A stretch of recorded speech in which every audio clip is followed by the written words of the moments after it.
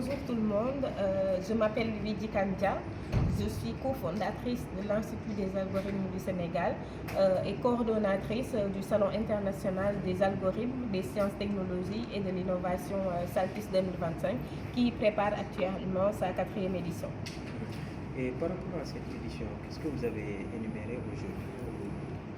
Aujourd'hui, on a lancé officiellement le challenge PAS. Donc PAS, c'est une problématique, un algorithme, une solution. C'est un concours d'innovation où on donne la possibilité aux jeunes de montrer tout ce qu'on peut faire comme solution IA pour résoudre des problématiques réelles d'entreprise et de société. Donc là, l'idée, c'est de montrer que l'intelligence artificielle, ce n'est pas juste de la théorie, ce n'est pas juste des robots, mais qu'on peut s'attaquer vraiment à de réelles problématiques pour permettre à la société de mieux vivre, mais aussi pour accompagner vraiment les politiques de nos différents gouvernements. Et à travers ça, comment vous allez vulgariser l'intelligence artificielle au niveau du Sénégal? L'Institut des algorithmes du Sénégal travaille depuis 2020 pour vraiment sensibiliser, acculturer et vulgariser l'intelligence artificielle. Donc ça passe par des formations que l'on fait tout le temps sur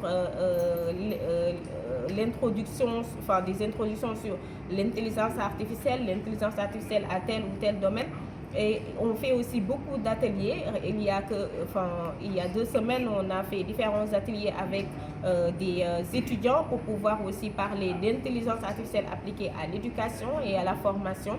Donc ça passe vraiment par beaucoup de formations que l'on donne à différentes parties prenantes pour aussi savoir ce qu'est l'intelligence artificielle. Donc ça, c'est la première étape.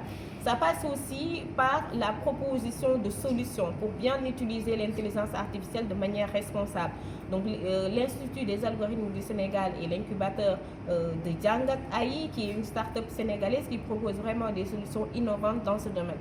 Et ça passe aussi par le salon que l'on organise pour pouvoir discuter stratégie, mais aussi rassembler tout l'écosystème pour savoir les différents sujets en cours, les différentes stratégies aussi mises par le gouvernement et aussi pouvoir vraiment discuter innovation et connecter tout l'écosystème.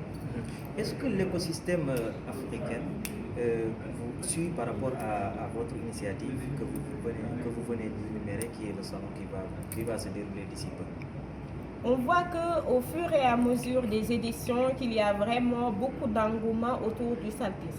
Rien que cette année, il y aura 3 pays africains avec qui on est déjà en partenariat, qui vont venir participer officiellement au Saltis. Donc il y a l'Algérie, il y a aussi le Congo, il y a le Bénin, où on a vu des startups, des entrepreneurs qui ont été vraiment très touchés par le Saltis et qui ont décidé eux-mêmes de venir participer à ce salon et d'être dans les différents comités. Donc je peux dire que c'est un événement international qui est vraiment attendu partout et où aussi les gens se sentent vraiment concernés, ils se sentent dedans parce que c'est initié par des jeunes Sénégalais, des Africains qui sont là, qui contextualisent aussi le sujet, qui mettent aussi en priorité vraiment ce qui permet de développer notre pays et d'arriver aussi à nos différentes visions qu'on a, qui est une Afrique